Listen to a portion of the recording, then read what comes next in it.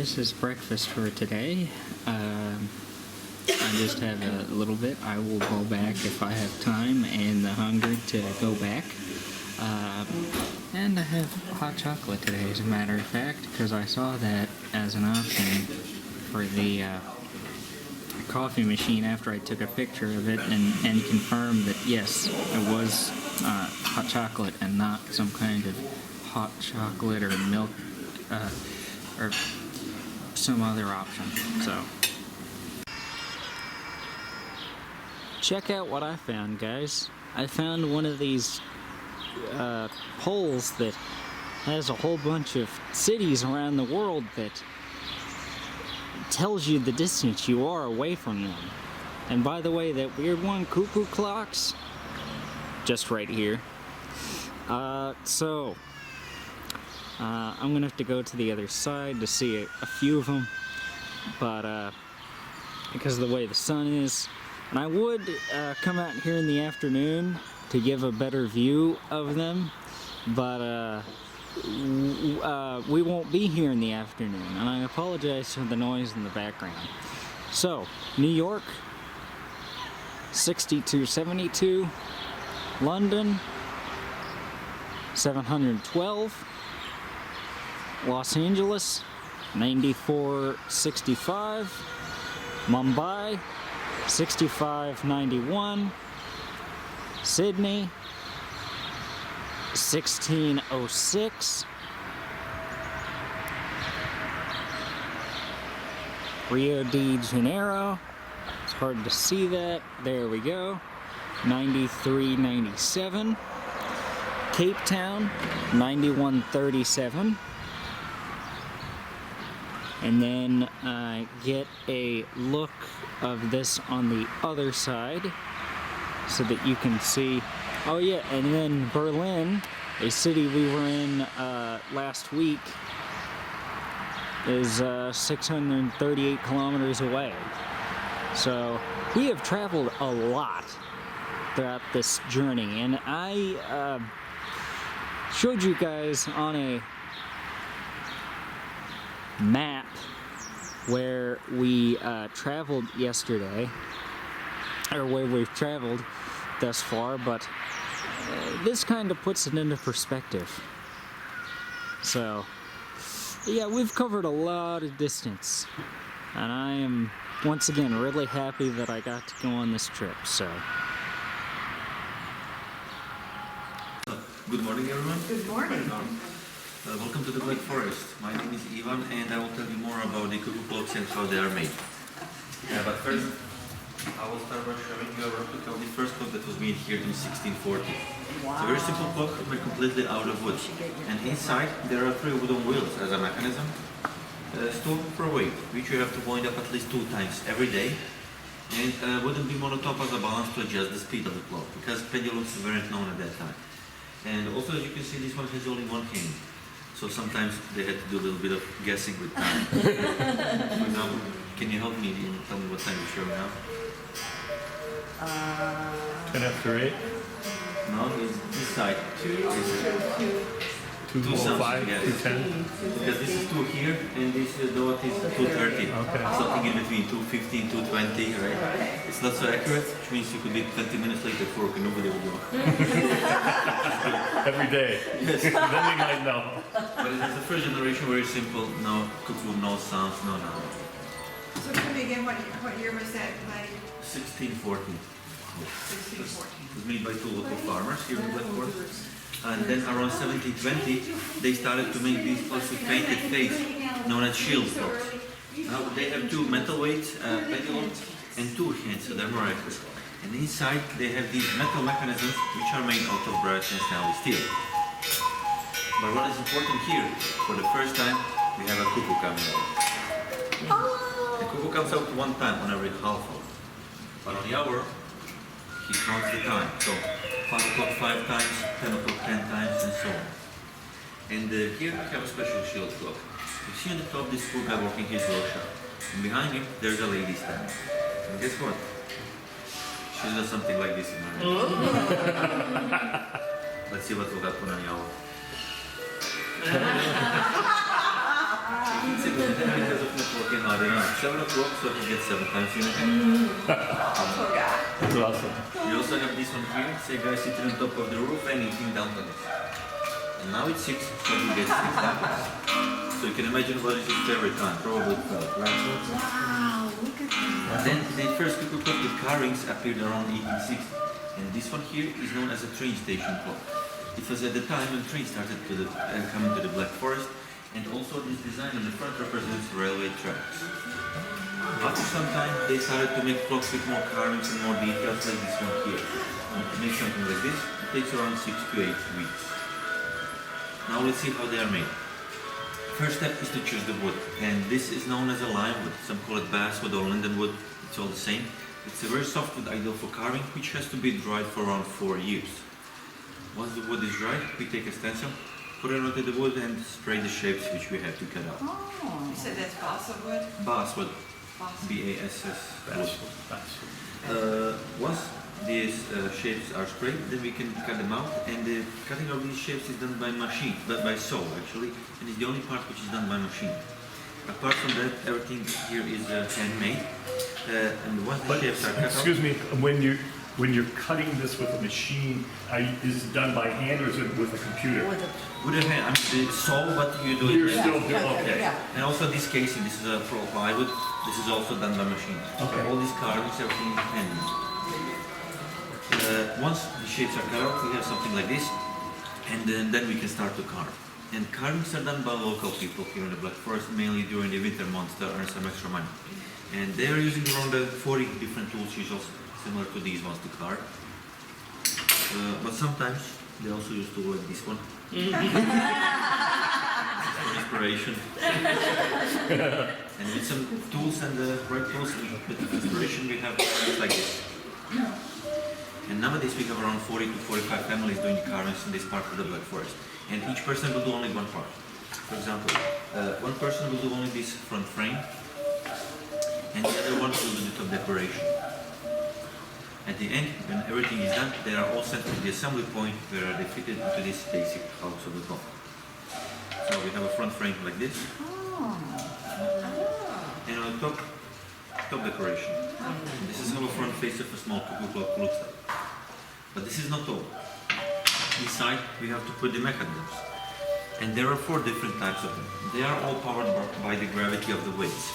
And this one here is a one-day mechanism, which means we have to wind it up at least one time every day. And it's powered by 2 small weights like this one here. This one is an 8-day mechanism. It's also known as a weekly. And you have to wind it up at least one time in every 8 days. And it's powered by 2 bigger weights like this one here. So you maybe notice the difference between the 2 in the middle and the 2 at the edges. Is this additional part on the top. Does anyone knows what is this for? For the little figures to come out. That's right. This is where we have people dancing here on the top. So actually there are 8-day and the 1-day mechanism, but for clocks with music. And they have 3 weights instead of 2. Because each weight has its own function. One weight is for the cuckoo, one for the time, and the third one for music and for the other movements. So if you see a mechanical clock with only 2 weights, like this one here, that means it's got the cuckoo and time, but no music. And now, how do we wind them up? It's also very simple. Let's say this one here. Just grab the chains and pull them down until the weights at the top. Just like this. And from the other way around, if you take it by the weights, then you can damage the mechanism inside. And you wind them up, like I said, once a week for clocks with bigger weights or once a day for clocks with smaller weights, like this. So that's how you tell the difference. Also, clocks with music, they have an additional part inside, and it's a music box. And they all play 2 songs, Edelweiss and a Happy Wanderer, and they alternate. And this is the only part which is not made here in Germany. These are made in Switzerland. I'm gonna play it now for you, but it's not so loud. Can you hear it? Can't hear a thing, You cannot hear it. Uh-huh. Why? because there's, It's made in Switzerland, that's why you can't hear. Let's see now. We put it here into this casing, Oh, yeah. Oh, yes, that makes a big difference. right? Now it's made in Germany. Actually, in this case, we use wood as an amplifier. It vibrates, resonates the sound, and the thinner the wood, the nicer the music is. And now the most interesting part is how we get a cuckoo sound. In each clock there are two bellows, and on the side they have an opening that allows air to go in and out. And this material on the top is a combination of cotton and nylon. It's a very strong and long-lasting material. Back in the days they used to make these out of goat skin, but goat skin dries out very quickly and then they are not working properly. And there are two different bellows with two different tones. This one and this one. So when we play them together, we have a cuckoo sound. That's that copper. That's cool. Cute. And these are the medium-sized bellows for medium-sized cuckoo clocks. For bigger clocks, we have bigger bellows with deeper sound. And some small ones which we call baby cuckoos. These are very cute, right? Also, each clock has a switch on the side, so you can turn off cuckoo music, for example, at night when you sleep, so it doesn't wake you up. In the morning, just put the switch back down, and then we have a cuckoo coming out. But nowadays, we also have battery-operated clocks, and they have quartz mechanism inside, which you don't have to wind up. You'll recognize them by looking at the weights. Battery clocks, they have weights which are made out of wood or plastic, and they are very light. They're just for decoration. Also, battery clocks, they have a light sensor on the side, so at night they go off automatically. All in all, we have around 150 clocks here in the shop, and they all have 2 years international warranty. We have service stations all around the world. Are you all from the United States? So Yes. we have 4 of them in the United States, in Michigan, Georgia, Wisconsin, and California. And we also ship worldwide. Shipping is fully insured, and it's a flat rate of shipping, which means you can ship multiple items, not only from this shop, but from the other shops as well, for just 69 euros for the United States. And also in that case, because our prices here includes European VAT, which you don't have to pay, we will deduct 15% of everything we decide to ship. So all the clocks on that side, on the wall by your right, are the battery ones, and all the ones you see here on the wall by your left and behind me are the mechanical ones, which you have to wind up or pull the chains. And that will be all for me. Thank you very much for attending. Thank you so much. Yes. What powers the bellows in those cuckoo things? From the mechanism, we have these levers. See these things? And Oh, they I move see. up and down. On the They're okay. inside. It's all Okay. powered by the mechanism. Okay, that's the mechanism that powers Yes. it. Okay. Those are so cool. How long would it take someone to carve one of these to Just one part. just to say the one that was doing this part or whatever, no, Something that like one, this. how long would that take an expert that does it? Well, expert, they don't do it anymore. I mean, the thing is, we don't have a lot of professional carvers nowadays. So each person, local people, they practice to do only one part. Okay. So he puts like 20 pieces of the same part in a row, and he does the same line on each of them. On each one. Yeah, so they're like 99% the same always. So after some time, he does not only one, but like 20 pieces. As he gets better and learn, Yes, okay. That's right. Okay, thank you. You're welcome. So, right now we are in Heidelberg, and there's a river that divides the city. It's right here, and then those houses are where a bunch of celebrities live, including what our tour guide said, the former queen of Switzerland, or Sweden, and famous tennis player. So, nice little river here. So, yeah, Heidelberg. So the first Heidelberg man, the jawbone was found, dating back, attention, 500,000 years ago. 500,000 years ago. So long ago, so long ago this land was inhabited, and there is little known about this jawbone, but it is in a museum, and if you go Google, so you have a look, they have a very nice and strong teeth, because it's with the teeth as well. Which museum is that in? Honestly, I do not know in which museum, but it is in a museum. But I don't know if you Oh, will have yeah, time yeah. anyway. Okay. Yeah, but you can Google so you can see the picture. Yeah, yeah. So, but then later on, of course, you know already the story, so I think that you know already by heart, because it's more or less similar with those regions along the Rhine River. Then the first Celtic tribes came here, and then they were replaced by the Roman towns, so the Roman Empire moved to this way, and they would build their own foreposts in the towns as well. And the Romans withdrew from here in the year 260 AD, and then the Germanic tribes came, and they started to establish the dukedoms here, and for many years the Heidelberg was a seat. The castle of the Heidelberg was a seat of the electorate of Palatinate. Yes, that's a region. So there was a region? Palatinate? Palatinate. This is a region. Palatin, the region here. And there were the electors, and at the beginning there were dukes, then there were electors. So, and the Heidelberg was in their hands, and then it was acquired by the Wittelsbach family. So you know the Bavarian ruling family, and there were a lot of fights over the land of Heidelberg.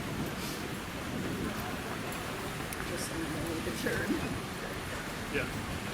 So now you can see the ruins of the castle. It's very impressive, yeah. Actually, everything what you see in Heidelberg today, it was a reconstruction of the war which happened at the end of 17th century.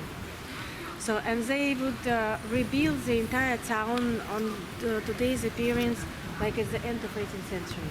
So it was destroyed, but not by the Second World War. Thanks God. So the cars are coming, guys. Can we move a little bit here?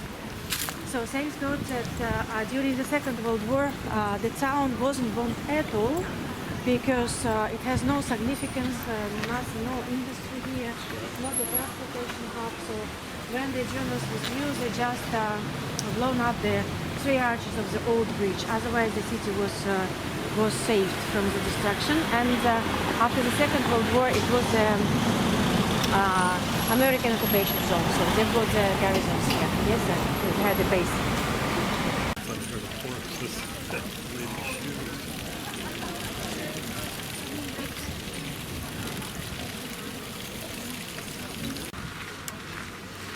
Check out this view of the city from up on top of the castle. Got the river right there, and then you've got the whole rest of the town. It's truly amazing.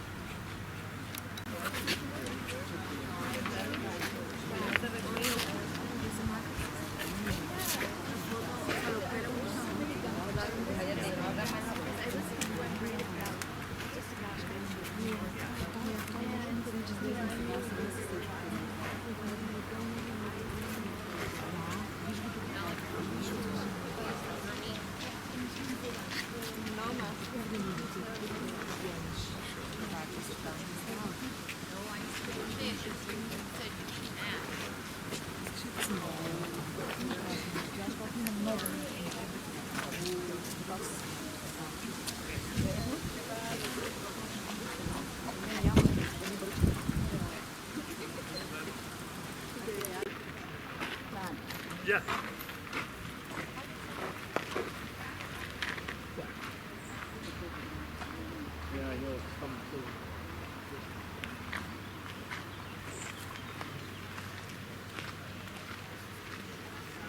We're really high up right now. Give you a bit of perspective. That was the moat. She's here on every corner. And the first history of this town was before BC, right? No, it was showing the dynasty of those prince electors throughout the centuries. What is Prince Elector? Yeah, exactly? what is it? Prince Elector, it was a title given to some noble families, like for example they were elected. There are only 7 of them in the entire kingdom. They had the right to elect the king of Roman Empire. So it's the highest of the range of the power. families. And they were inherited in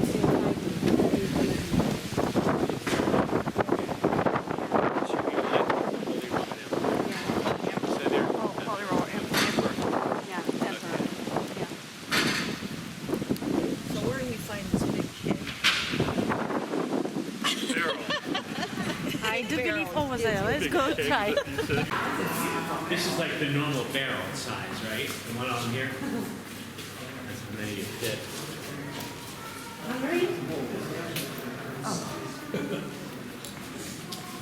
You get it, Lynn? Yes. There you go. I mean, having her in the picture will give some perspective on how big it is. That's Yeah, even true. better. That's true. See how big it is by me? Yeah. Yep. Did you look? Did you shoot?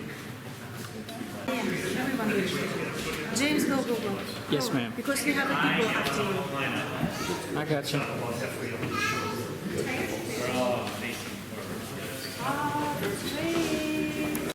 So we've got lunch where I've got a shepherd's roll, which is pig. I'd use Google Translate to figure that out. Thankfully I did.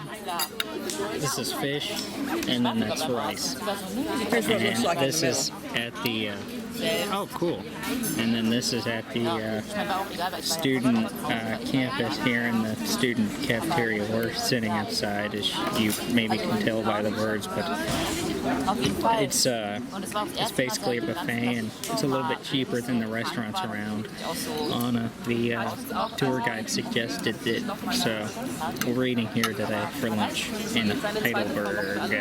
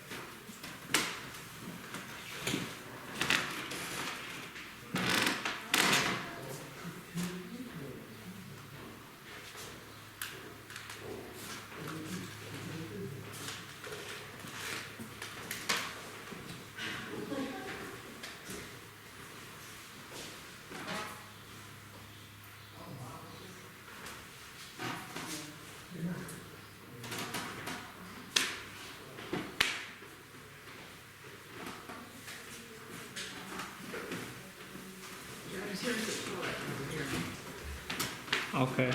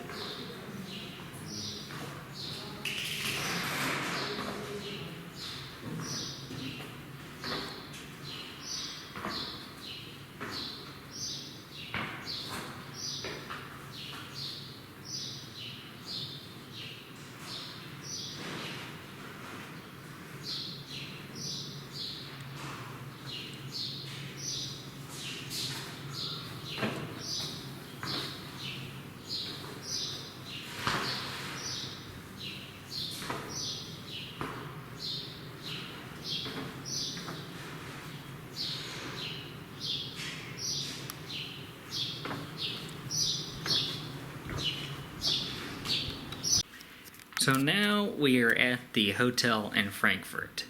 I am recording this short little clip now.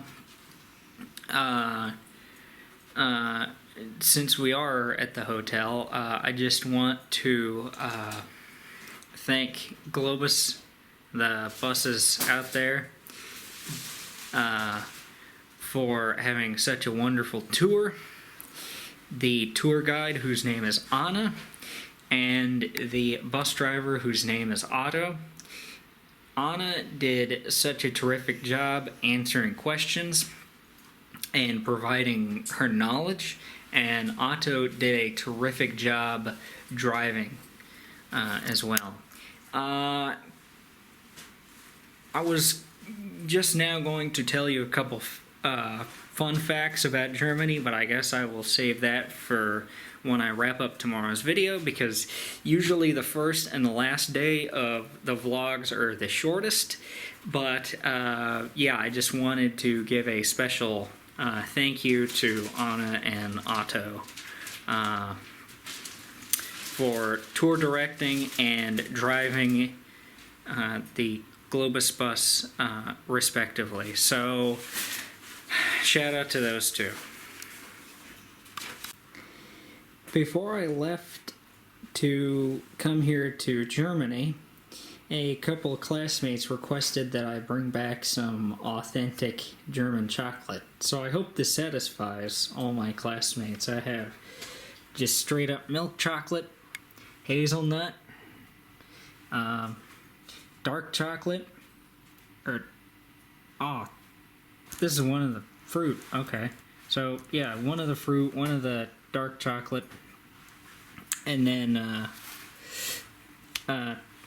nuts, just a lot of nuts, then crispy chocolate, then white chocolate. So I think this is I hope this is satisfactory. So this is the starter for dinner. This is a tomato soup, so it looks good. It was South America. So this is dinner tonight. I got the chicken, as you can see, so looks good. I can't wait to have it. So this is dessert for tonight. I love the aesthetic that this one has in particular compared to the other desserts. So I do like it. I do certainly like it. So now that dinner's over, it is time for the portion of the video where I talk to you guys for a couple minutes. Today is probably going to be briefer than yesterday. Yesterday I felt like was kind of brief, but today is going to be even briefer because, well, it's going to be even shorter because there's things I would love to say today, well, right now, but I'm just going to save them for tomorrow because, like I said, the first day and the last day are typically the shortest days. Day one was an exception to that, actually. But one or two exceptions to the rule only proves the rule. Yeah, so I'm going to miss Deutschland. I hope to one day return to Deutschland, but that's not going to be anytime soon, I can imagine. I believe I showed you guys this view from our window. Our room was just right there, next door, on the other side of this wall over here. So it's basically the same view as day one. But, yeah, I don't know if you guys saw the view in day one. I knew you saw it earlier, but still good. I like the views from the windows. But, yeah, that will do it for me today on the last full day of the Germany vlogs.